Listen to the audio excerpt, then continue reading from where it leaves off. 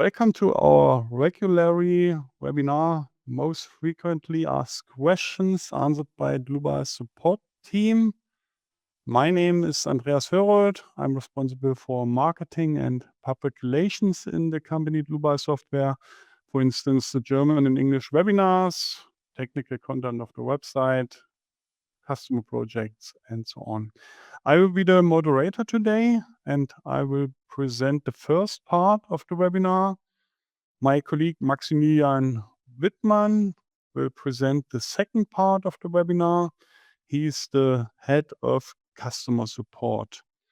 And we answer the questions in the time where the other of us presents the webinar. You can ask questions when you press the button with the question mark, then enter your question in that field, press send, and we will receive your question and we will answer you. The other way is to watch the entire webinar and then email your questions to info@dlubal.com. Okay, then let's turn to the program RFEM 6. Okay, then let's start with the first question. The first question is, how can I identify the cause of instabilities? I will show you how do instabilities arise and how we can avoid or correct them. I've prepared two models. That's the first model, a simple framework stabilized by frames in X direction and tension members in Y direction. That's the self-weight load case, and I want to calculate it. Okay, we get a warning message. The stiffness matrix is singular. The structure is unstable. The problem is, where are tension members?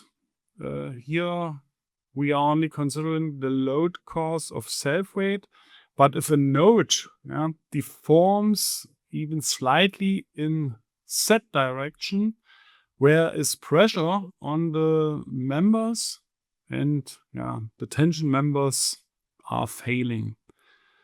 And no more tension members are present and the system is therefore unstable. How you can avoid that will I show you. That's the button for the static analysis settings. I press it.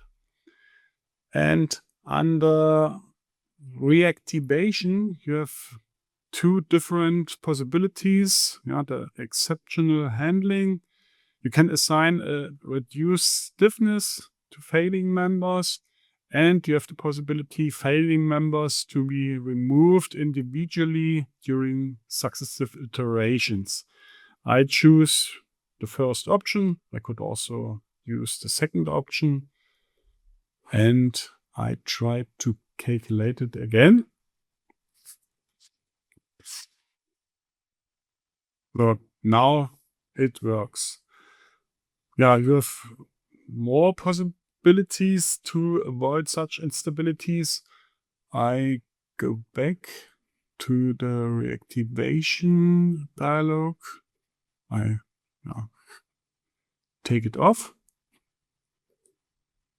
So, and then you can apply a small horizontal load. I do that in that example. 0.1 kilonewton in Y direction. Okay, on that node and that node. Okay, and now it should work as well. Okay, that works. And I show you another option. You can apply a pre-stress to the kilonewton. Okay. So all tension members.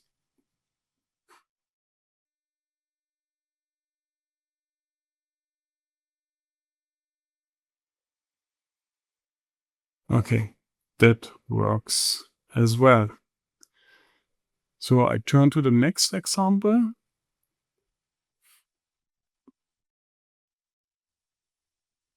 Now that's a simple steel hall stabilized in X direction by frames and in Y direction by bracings. So, and in the static analysis settings, you can see on the reactivation already the exceptional handling is activated. So let's calculate it.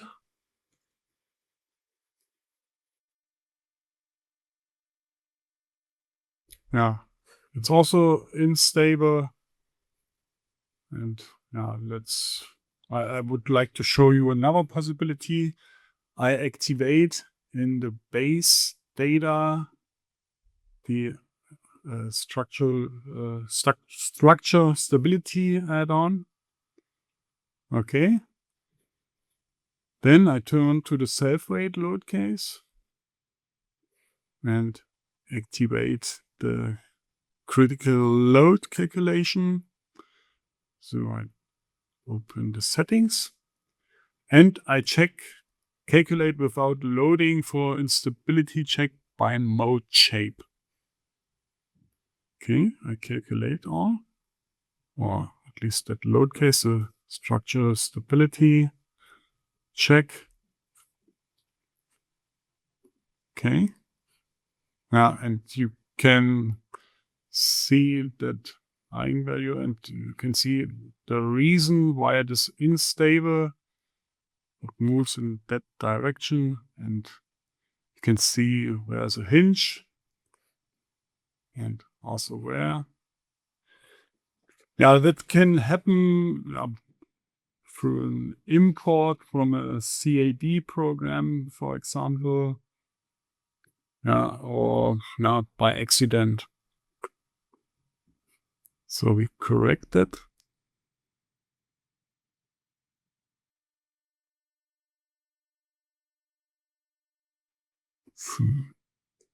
Delete the hinges.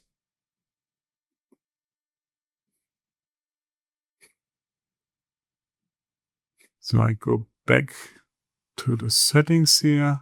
I deactivate the structure stability add-on and calculate the self-weight load case again.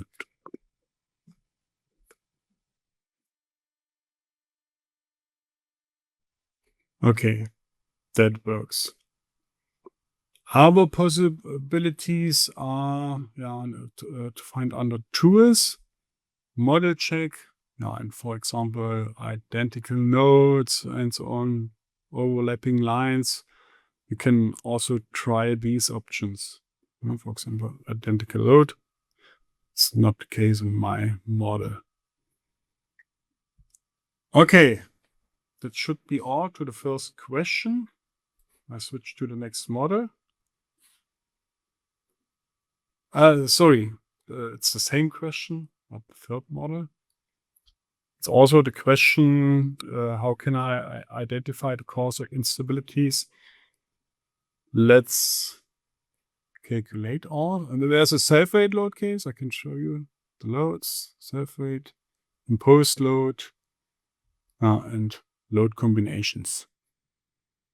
I calculate all.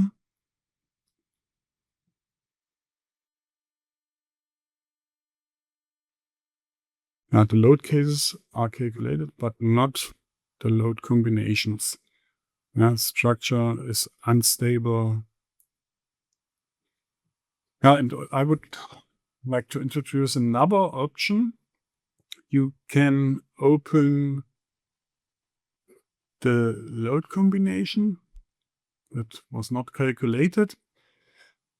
Then I turn to the geometrical linear analysis and to the settings and define loading multiplier factor 10%.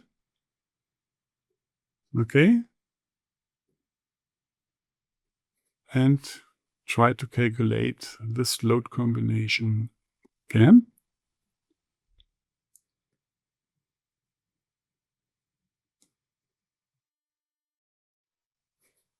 Yeah, and you can also see how the frame is moving in X direction. I'll display only the frame. Okay. Yeah, and I can see the reason where are hinges as well. Yeah, maybe by accident or after an import from the CAD program, I corrected. Should be a frame without hinges. Okay. And it's really important to go back to the settings and to use the load factor 1. Yeah. Otherwise, you would calculate with only 10% the next calculations with the geometrical linear analysis. Okay. And I can also calculate that load combination by second order analysis. Okay. And now it should work.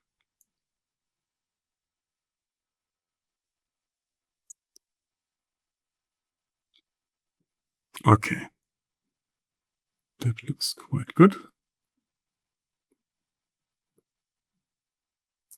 Yeah, those are possibilities to avoid such instabilities. Okay, now we turn to the next question, the next model. The next question is, can I apply snow and wind loads to only specific areas using the generators? Yes, that's possible. I showed it when I press insert, load wizards. At first, snow load wizard. Yeah, this is the feature partial areas. I showed it for the wind load application. Now imagine there's a building that will be built into a hillside on this side here. And we would like to apply the wind load only for this area. So I go to insert, load wizards, wind load wizard. Okay. So then I have to define the base corner nodes.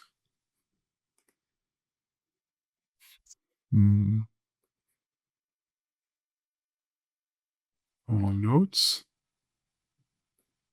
Okay, and the roof corner nodes.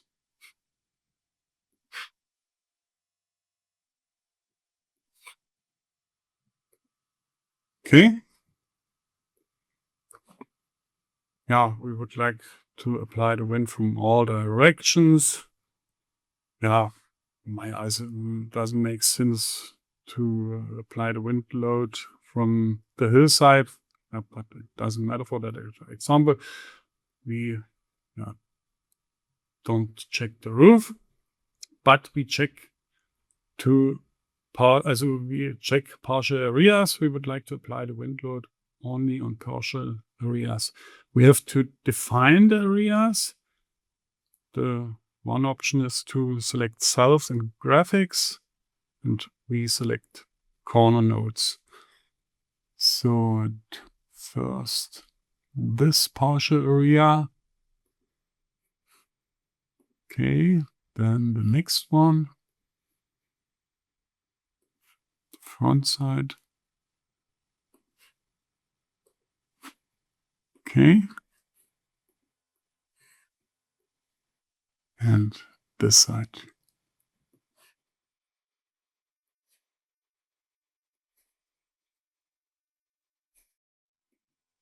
Okay. Then I define a load zone and category. So 4 wind load cases should be created when I press that button. Generates the load cases. Okay, so and now you can see the wind loads from the different directions. Next one, this direction. Okay, only on the partial areas.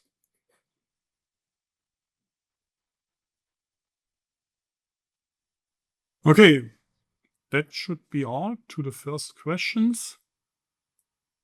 Maximilian will continue with the next questions.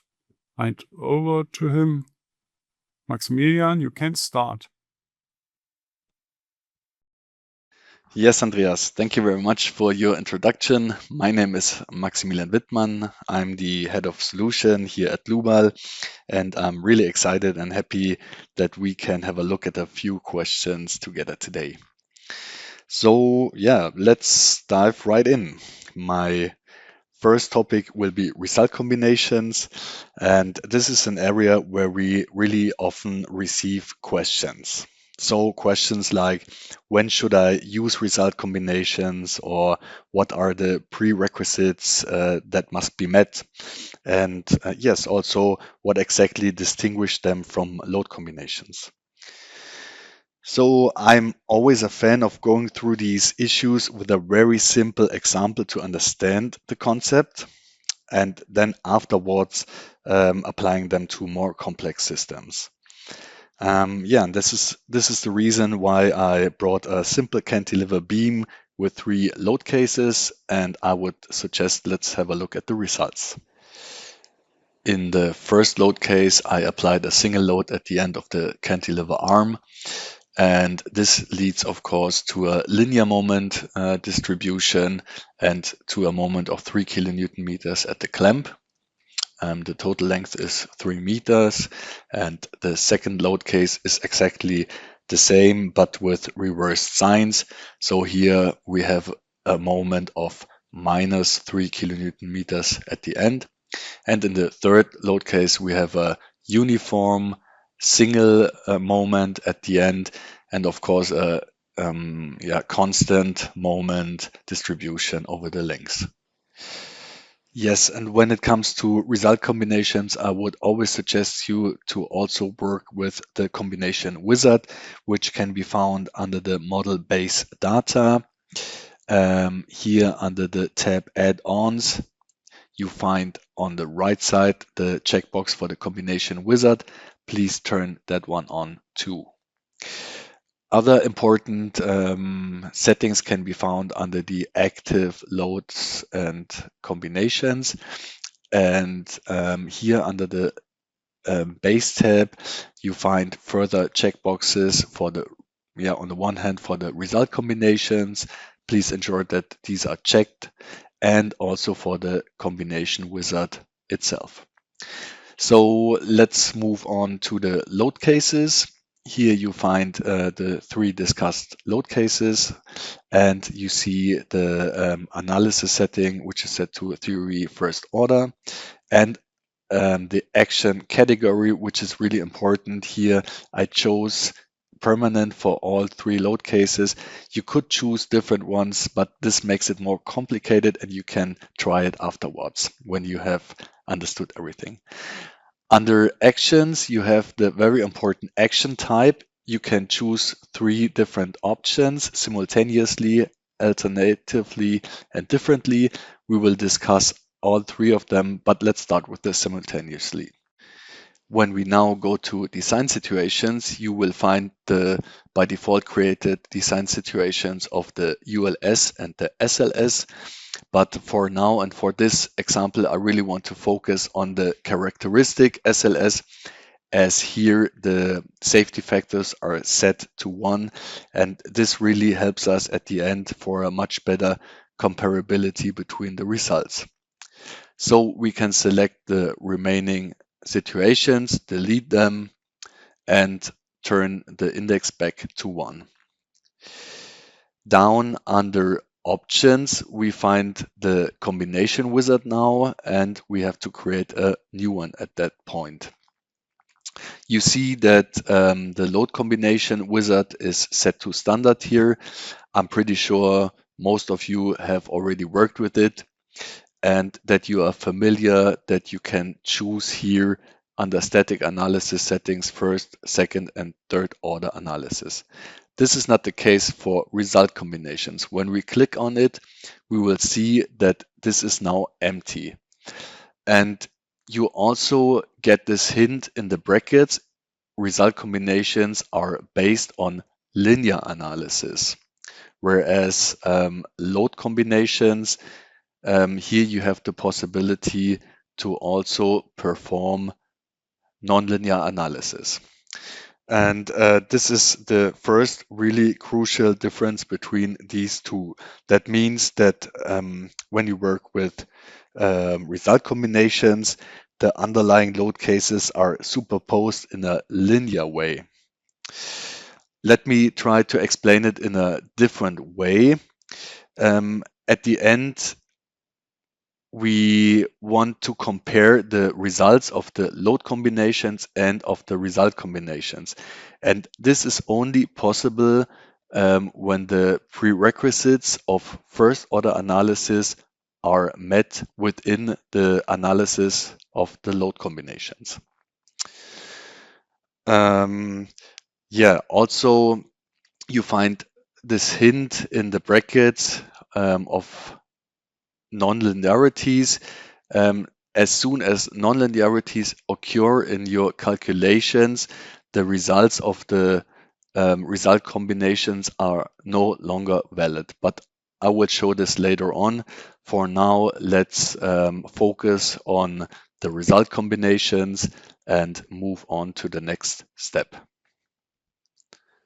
Under the Action Combinations tab, we find an overview. More interesting is here the Result Combinations tab.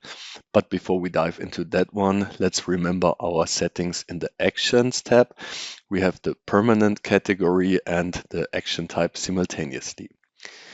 So here, load case 1, 2, and 3 will act at the same time, which is also represented by the plus symbol. Let's have a look at the results right now. And what we can see for RC1 is the constant moment distribution. Reason is that load case 1 is completely cancelled out by load case 2, and what is remaining is, of course, the constant moment distribution of load case 3. When we now change the settings to alternatively, and then go back to the result combinations, we see load case 1, 2, and 3 are assigned to the OR operator, which means that they are mutually exclusive at that point. We also can have a look at the assignment tab, and here we see an overview with a factor of 1, and that load case 1 acts or load case 2 or load case 3. Let's have a look at the results again.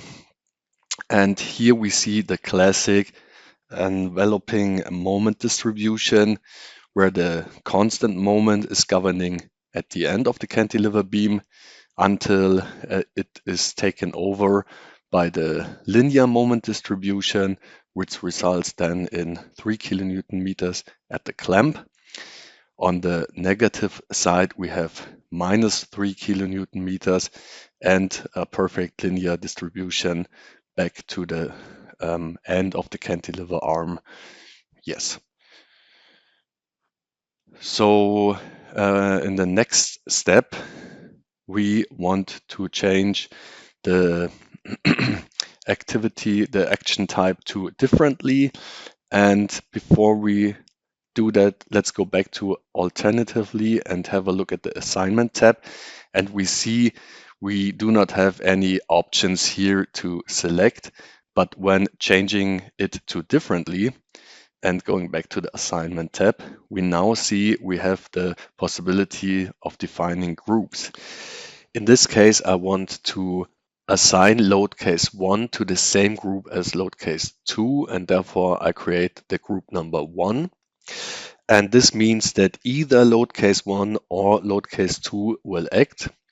And these two I want to superimpose with load case 3, and therefore I have to create a new group, the group with the index 2 in this case.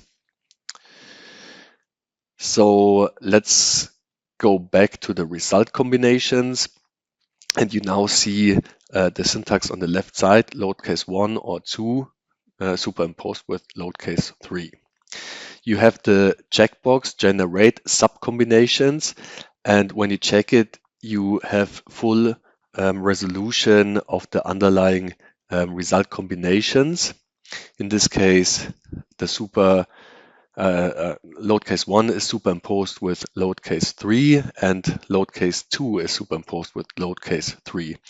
So you really have, in this case, more control options and more ways to check your results afterwards.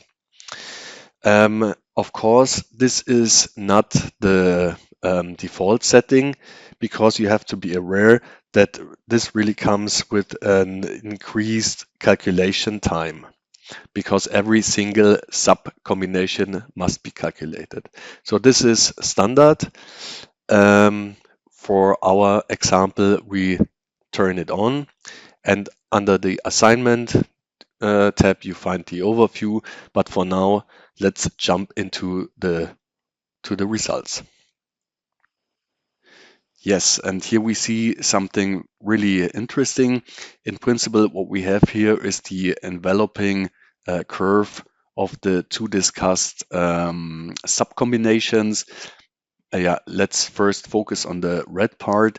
This consists of the two parts that lead to positive moments.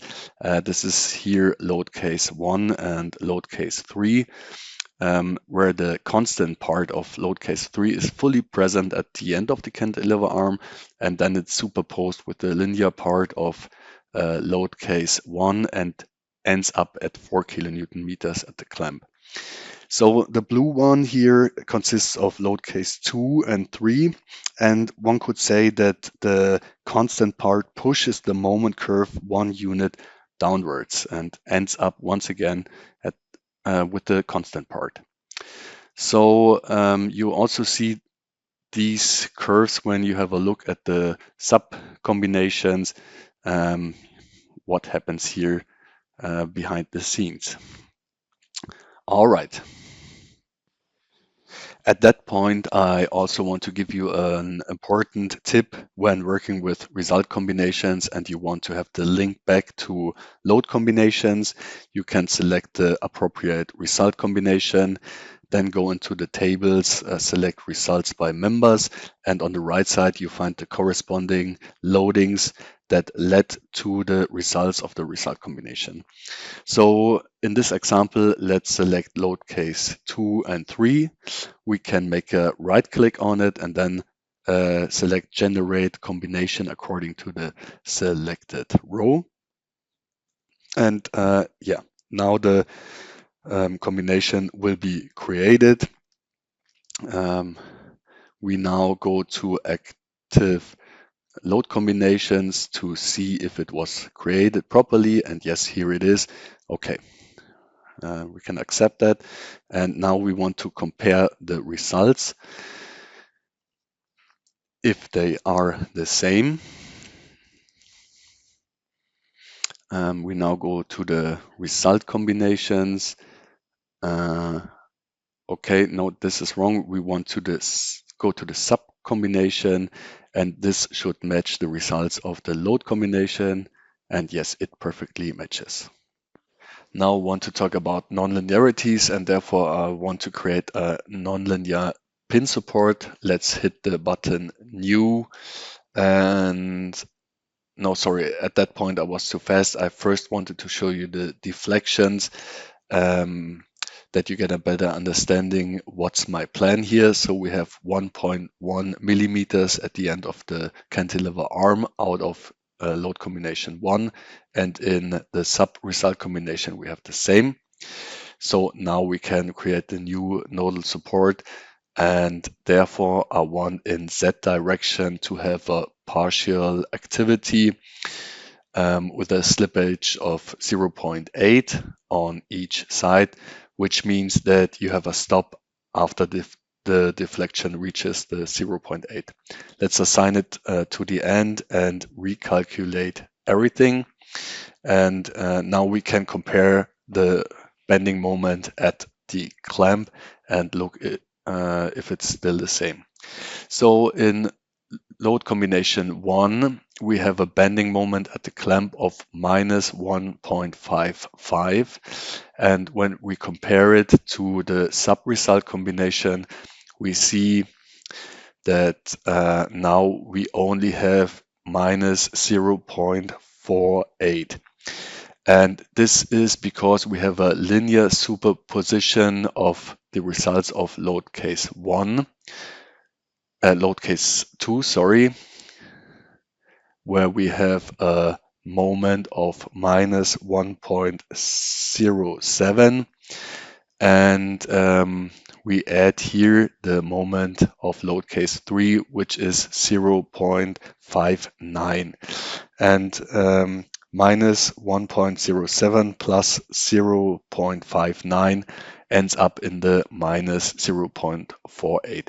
So you can see that the bending moments at the clamp no longer fit. And I think right now you have a good understanding how result combinations work, and that you really have to be careful as soon as nonlinearities are in the system, or when you have to deal with effects according to theory of second order. And yeah, so I'm at the end of the example. Let's move on to the next example. Therefore, I brought a second model, and the topic is the rule-based link generator. We now can create a brand new file from scratch. And perhaps as background, we often receive questions from our customer.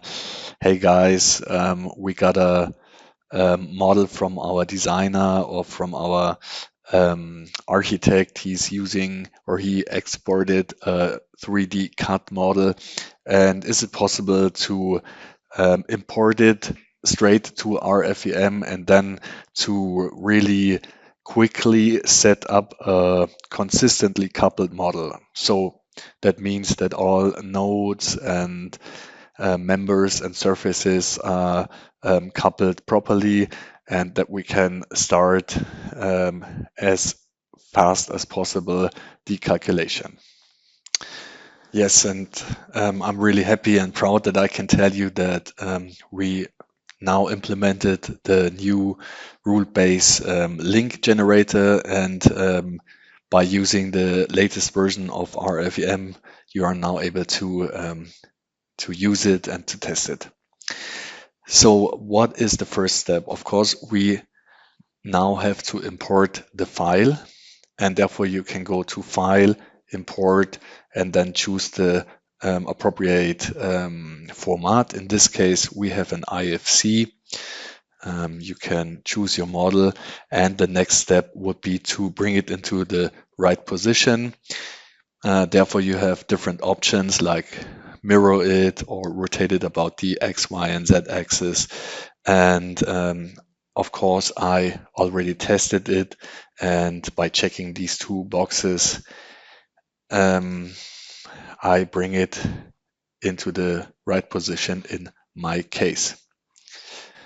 As you can see, the model consists of different structural elements. We here have members and also surfaces.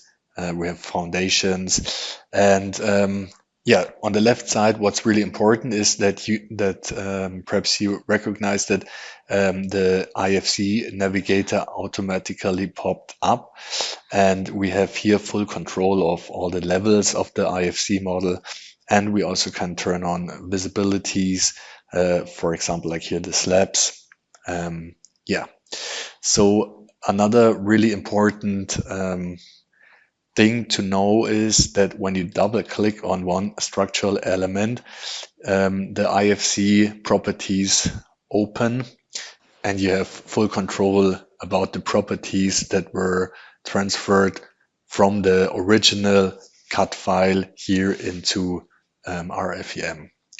In the next step, it's important that RFEM has the connection between the imported cross sections and materials, and of course the ones that are in the program itself. So for that, you can go under the tab cat BIM and then open the conversion table. So in this case, already some materials are assigned. So I delete everything and we start here from scratch. So on the left side, you have the external material, and on the right side, you have the Dlubal material, and you have to make this connection. To fill up the external material, you can use really simple this button here, add new entry from IFC properties. And then you, for example, can check the material here and you see it's imported. So I know that beside the steel, we also have concrete. So we have to do the same once again. Let's select this surface, for example, go back to material, and then we see, okay, here we have a C3037. When we click on it, it's imported. So when we want to assign it, we can use the button with the three dots and open the library, the material library, the Dlubal one. And in the first step, we want to assign the steel, so we can search for it. And let's choose this steel, and you see the connection is now done. And the same must be performed for the concrete. In this case, we have to change the material type to concrete. And yeah, so it's the C3037. Okay, and the material is ready to go. The same must be performed for the cross sections. Let's jump over, and the process here is exactly the same. We, for example, select this beam, go over here to the cross sections, and here we have the HEA 120. If we click on it, we see that more than one cross section was recognized, and we can proceed this step for the other ones.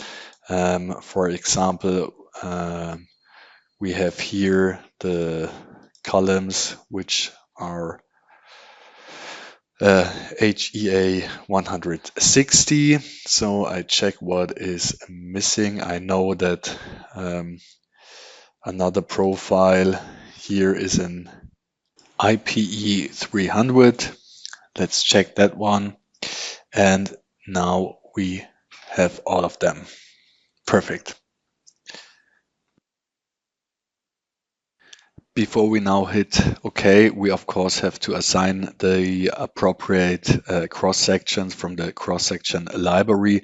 Perhaps let's start with the bracings, and we can open the cross section library, and here we can select for the tension rod the round bar and insert the correct diameter, hit OK, and we see we now have the correct assignment.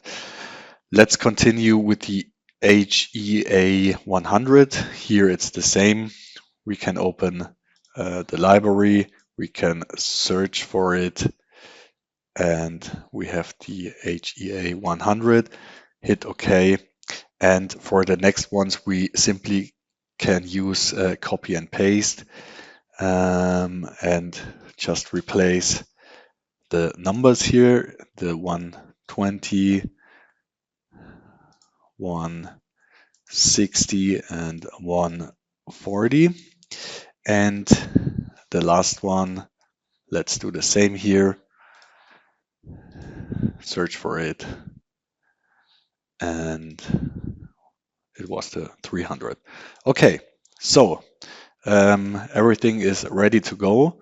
The conversion table is set up. Let's click OK and see what happens. So the next step is now to generate the structural model. Therefore, perhaps at that point, I just wanted to say that also the coordinate system of the CAD file has been imported, and this easily can be changed by clicking here down left and change it to the global X, Y, and Z coordinate system. So you once again have the full control. Okay, as I said, we want to now generate the structural model, and therefore I, in a first step, change the visibility and hide the slabs. We now can select everything, right-click on it, and then we have the we can click here, convert into straight members.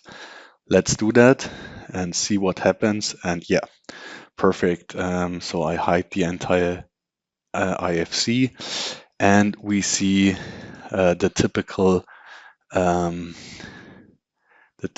center lines represented here. So we can do the same for the surfaces.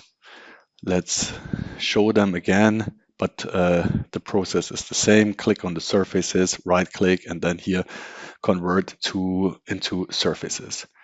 So it's done for the upper one and the same for this one here. Okay, so yeah, so this is performed, and in the next step we have to define the links. We can go therefore to the navigator, to the data navigator, and to do this manually, we find the types for nodes. We have the nodal links here, and under type for lines, we have the line links here. But let's start with the nodal links. We can double click on it. We have to assign the nodes, and then we can say we want to link to nodes or to members. In our case, I want to choose the members. We can search for the closest objects with a search radius of, in this case, 1 meter. It's okay. And as you know it, we also can define hinges at the end or at the start of the member. For now, this is fine here. Let's select the nodes then. And we take as an example the ones on the edge.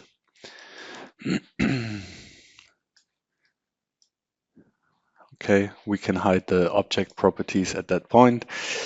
And okay, let's take these ones also into account and see what happens. And we see, okay, we have a perfect link at that point. And also this one here really looks great. All right, so we can do the same for the lines. We can double click on line links. The process here is the same.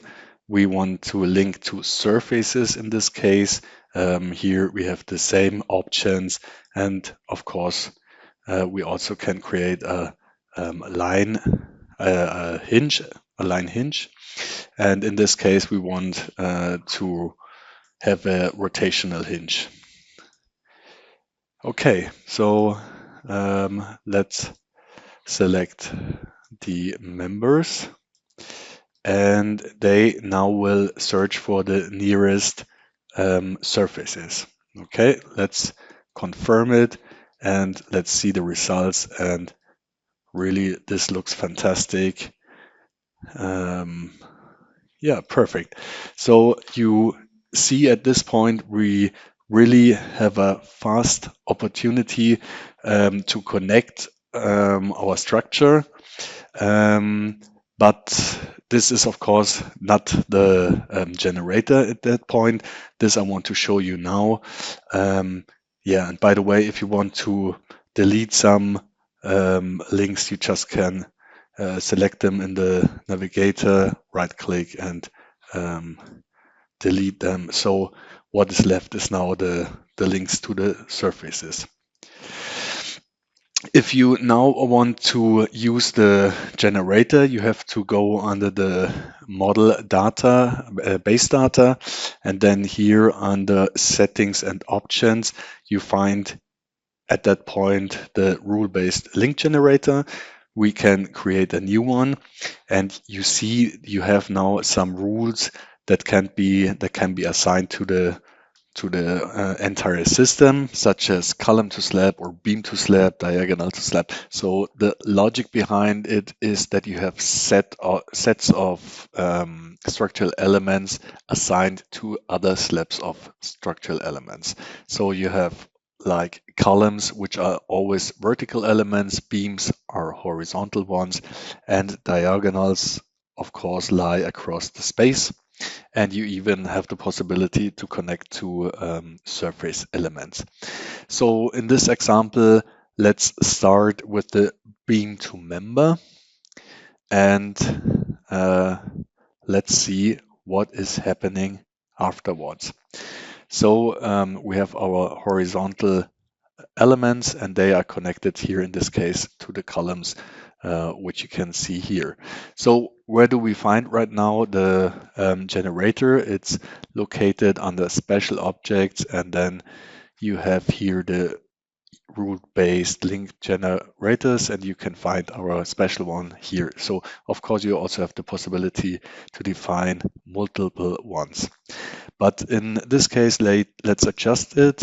And in a second step, let's connect the diagonals to members. We have it here. Let's see what's happening. And we now see, okay, it perfectly worked. So we have the diagonals which are now connected. So it might occur that you don't want to have it connected to this horizontal beam, but to the column. So how can we achieve this? So we can adapt it, and we have the possibility to exclude specific members. And in this case, let's exclude this member here, this beam, and let's see what's happening. Yeah, so as we expected, it's now connected to the column. So in a last step, or what's still missing, let's look at the entire system. So what's missing is here the column. And so, yeah, perhaps also one word to this connection here. This was connected when I selected diagonal to beam, and it worked then for this case. So the last thing what is missing is the connection of the column to the beam, and of course this is not a problem at all. We have the possibility to choose column to member. Let's apply this one here. Click OK, and now we see it's perfectly connected also in this area, and of course at the bottom too. Yeah, so in this case, the entire model has been fully coupled in a very short time, and we now can start with the calculation. So I personally find this very impressive, and I'm really glad that I had the opportunity to show this to you today. And yeah, so this brings me to the end of my presentation. It really was a pleasure for me. Thank you, Andreas. And yes, I just can say I hope that we see or hear from each other on the support by phone or via a support email if you have any questions. So really don't hesitate to contact us, me and my team. So have a great day. Thank you and bye-bye. Thank you, Maximilian, for your presentation. At the end of the webinar, I have an additional hint for you. You can book our online courses. For example, the RFEM 6 course, it's a course for beginners. Then the Eurocode 2 course for the concrete design with RFEM 6. The Eurocode 3 course for the steel design. The Eurocode 5 course for the timber design. And the Eurocode 8 course for the earthquake design. For more information, just scan the QR codes or click at the links here. You can get such a course for free when you submit your customer project, and we will publish it. Then you receive the course of your choice. They are valued at 199 to 399 euros. Just scan the QR code or click at the link here and you can upload your files. You can also write me an email to info@dlubal.com and I will write you back what files I need. It is not much work for you, I promise. Okay, then a hint to our free online services. For example, the Dlubal community. You can join the community. You can ask questions there, and we or our users will answer you. Then you can determine wind, snow, and earthquake loads with the GeoZone tool. Then you can determine cross-section properties. You can download 3D models for free, maybe as a template for your project. If you don't have all our programs, you can download the free trial version of RFEM 6, RSTAB 9, RWind 3, and RSection. Just scan the QR code here. And you can explore all our free services when you click at the link here or scan the QR code. You can find more information on our website, dlubal.com. For example, the recorded webinars. Then, for example, the knowledge base articles. You can ask our AI assistant, Mia, all the time, 24/7. Just try it. Okay, that should be also all from my side. I thank you for your attention. Thanks to Maximilian Wittmann for his presentation. I wish you all a nice rest of the day. Bye-bye.